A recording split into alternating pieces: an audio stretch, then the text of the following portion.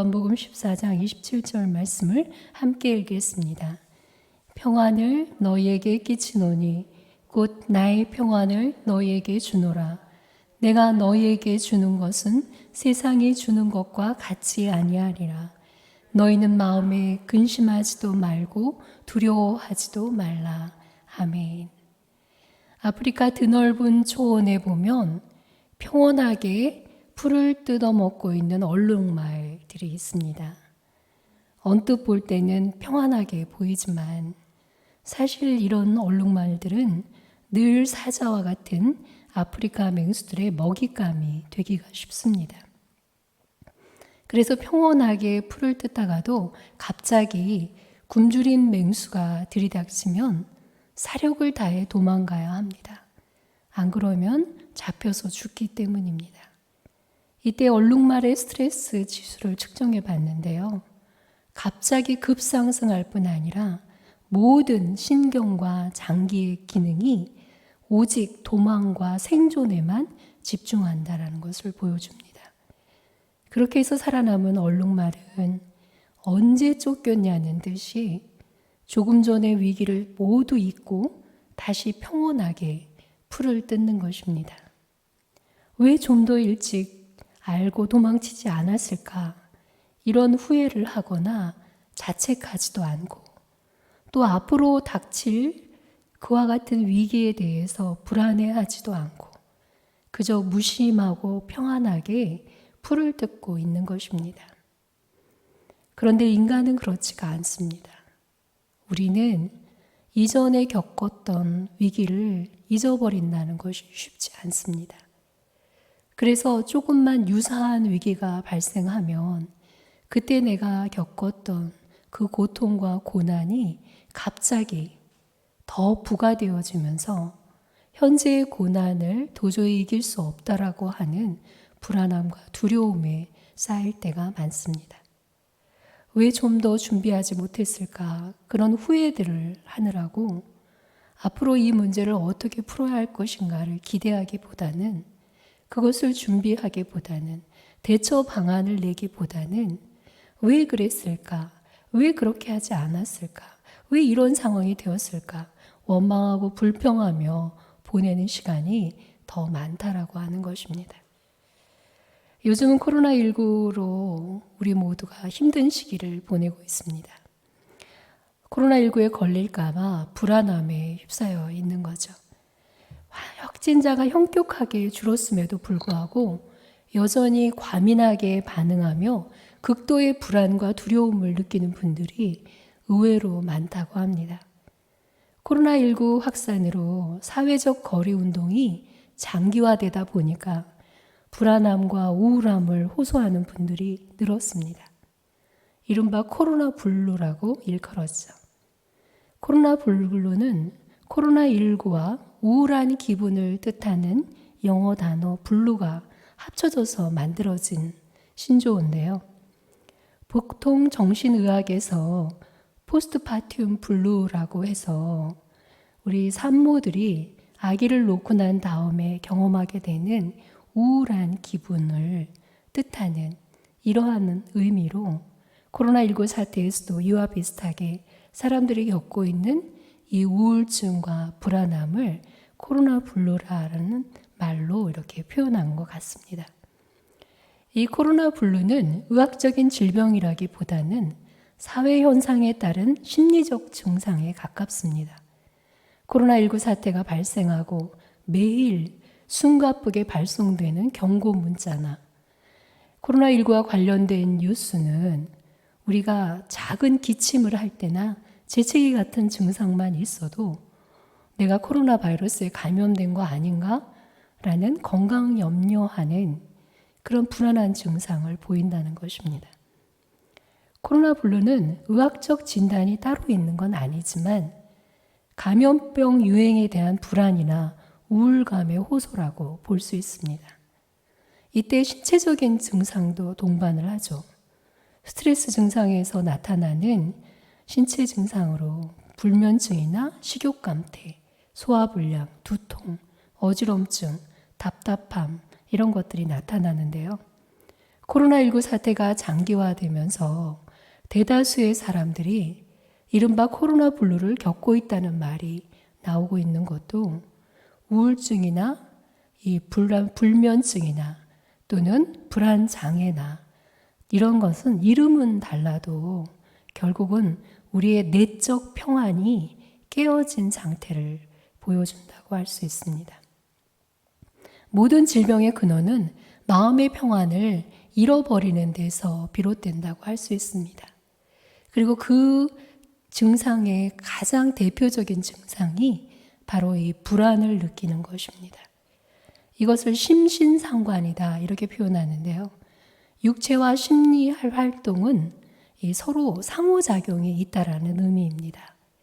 마음의 상태가 신체에 영향을 미치는 것을 말하는 것으로 심리, 신경 면역, 내분비 등이 서로 긴밀하게 연결되어 있다라는 것입니다.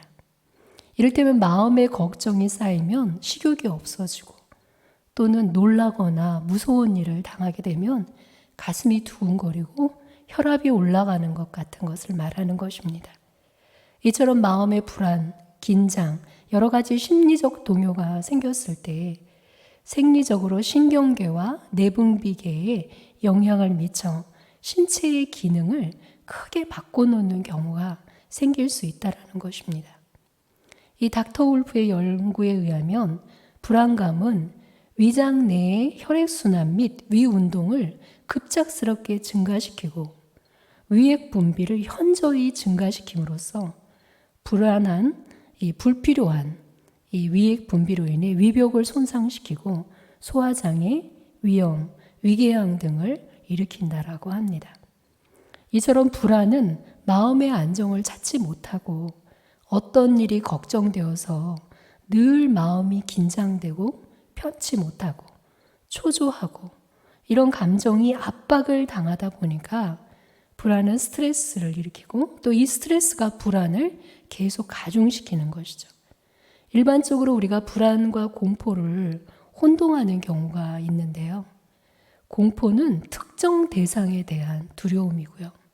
불안은 대상이 없이 막연한 두려움을 나타내기 때문에 어떻게 보면 공포보다 이 불안 장애가 우리의 삶이나 우리의 몸에 치명적인 영향을 일으킬 수 있다라고 하는 것입니다.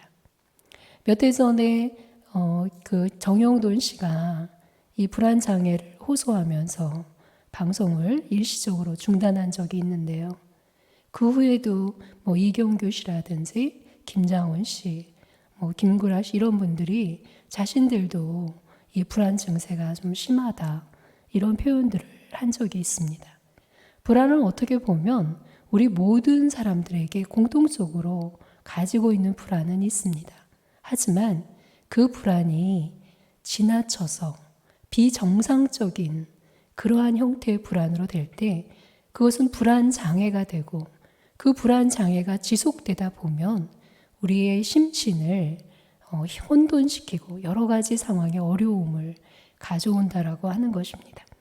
그래서 우리는 이 불안을 그냥 내버려둬서는 안 되는 것이고 반드시 불안을 제거해야 하는 것입니다. 그럼 이 불안을 벗어나기 위해서 우리는 어떻게 해야 할까요? 성경에서 가장 이 불안을 대처할 수 있는 가장 분명한 말씀이 바로 오늘 여러분과 함께 읽은 요한복음 14장 27절의 말씀입니다. 오늘 본문이 있는 요한복음 14장 1절에 보면 너희는 마음에 근심하지 말라 이것으로부터 시작이 됩니다. 그리고 나의 평안을 너에게 주노라로 끝나게 되죠. 이 말씀은 예수님께서 십자가에 달리시기 전날 저녁에 제자들에게 주신 말씀입니다. 유대 종교 지도자들은 가룟 유다를 매수했습니다. 그들은 예수님의 동선을 파악하고 있고 군중들이 없는 시간, 가장 적절한 시점에 예수님을 체포할 계획을 완벽하게 세워놓고 있었습니다. 지금까지 제자들은 장래에 대해서 조금 더 염려하거나 근심하지 않았습니다. 왜냐하면 예수님이 그들의 장래를 보장해 주실 것으로 확신했기 때문입니다. 그런데 예수님께서 어디로 가신다라는 것입니다. 그때 베드로가 어디로 가시냐고 묻자 예수님은 내가 가는 곳에 지금은 너희가 따라올 수 없으나 후에는 따라오겠다라고 요한복음 13장 36절에서 대답을 하셨습니다. 베드로와 안드레, 야고보와 요한은 우리가 성경을 보면서 알지만 배와 그물과 일꾼들을 버려두고 예수님을 쫓아온 사람들입니다. 마태는 돈벌이가 좋은 그 당시에 최고의 그런 핫한 직업이라고 생각하는 세리직을 버리고 예수님을 쫓았습니다. 그들은 예수님이 이스라엘의 왕이 되실 것을 확신했습니다. 예수님이 왕이 되면 로마 제국을 멸망시키고 다시 조국이 해방되어져서 그렇게 되면 자신들은 그 나라에서 중요한 직책을 담당하게 될 것이라고 기대하고 있었기 때문에 어떠한 어려움이 와도 3년 동안 예수님을 따라다녔던 것입니다. 그런데 예수님이 이제 어디로 가신다라는 말씀을 하는 순간 저들은 마음이 무너져 버렸습니다. 절망과 근심이 그들의 앞에 가로막았습니다. 자기 인생은 이제 어쩌면 예수님이 떠나고 나면 다시 자기가 자기 인생을 책임져야 된다라고 하는 부담감에 휩싸이게 되었습니다. 갑자기 자신들의 미래가 불안해지고 두려움에 쌓이게 된 것입니다. 예수님께서는 그런 그들에게 어찌 보면 예수님 자신이 가장 불안할 때가 아니겠습니까? 지금 예수님께서는 이제 무슨 일을 당하게 될지 다 알고 있는 상황에서도 조금도 불안하거나 근심하거나 두려움에 빠져서 그것 때문에 혼란스러워하지 않으시고 오히려 근심하고 불안해하고 있는 제자들에게 평안을 주시겠다라고 약속을 하시는 것입니다. 제자들에게는 그 어느 때보다 평안이 필요한 상황이 된 것이죠. 이 평안은 어떤 평안입니까? 예수님이 이 평안을 세상이 주는 평안과 다르다고 말씀하셨습니다.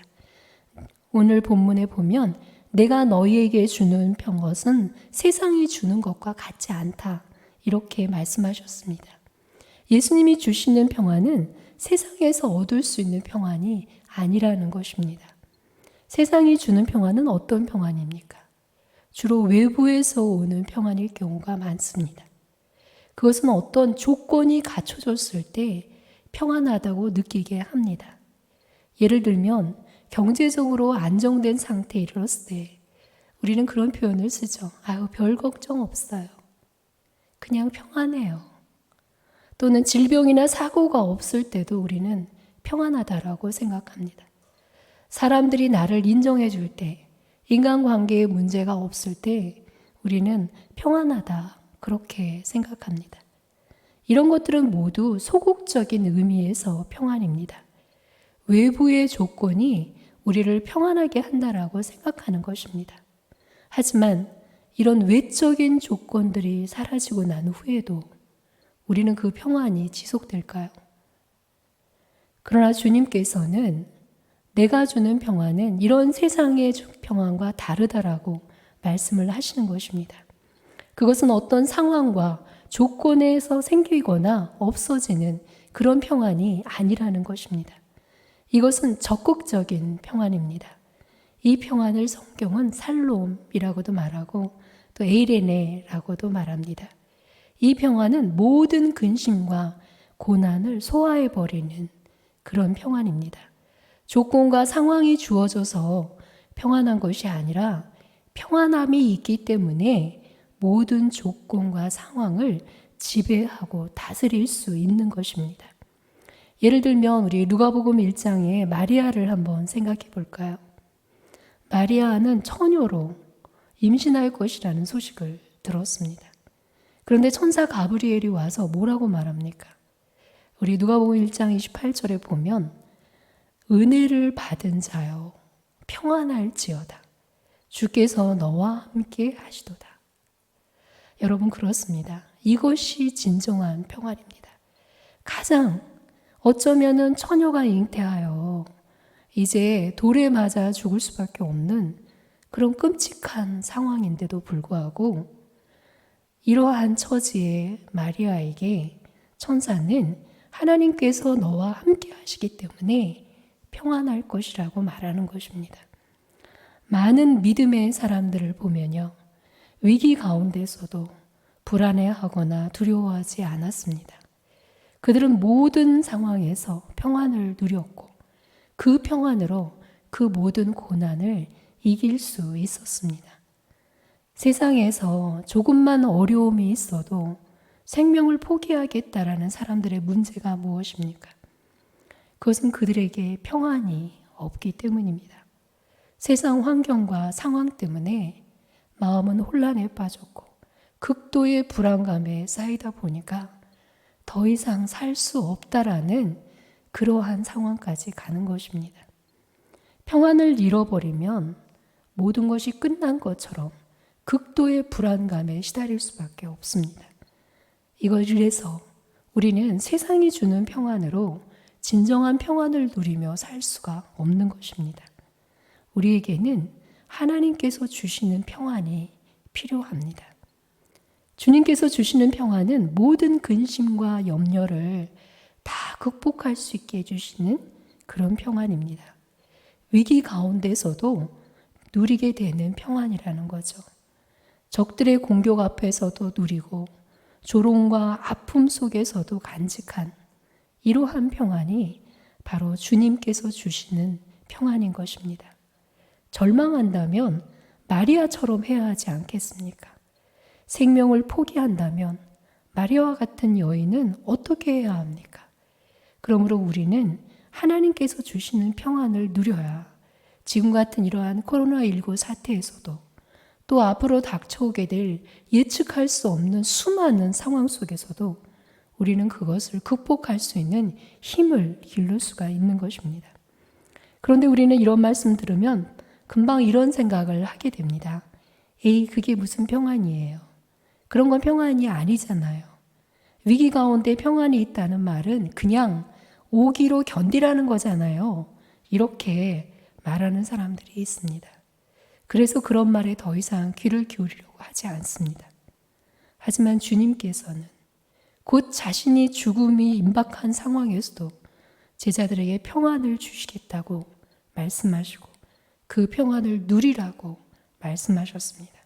그리고 제자들도 처음에는 다 두려워했고 예수님의 십자가 사건 때 다 도망가고 부활하신 이후에도 예수님을 바로 알지 못하고 처음에는 저들이 우왕좌왕했지만 결국 그들은 부활하시고 승천하시는 예수님을 보고 저들의 삶은 완전히 변화되어졌습니다.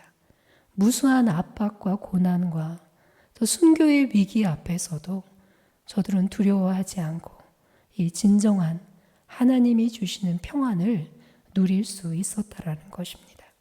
그래서 그들은 그 평안 가운데서 끝까지 순교까지 감당하면서 자신들의 사명을 감당할 수 있었습니다. 그러면 이 평안은 어떻게 해야 오겠습니까?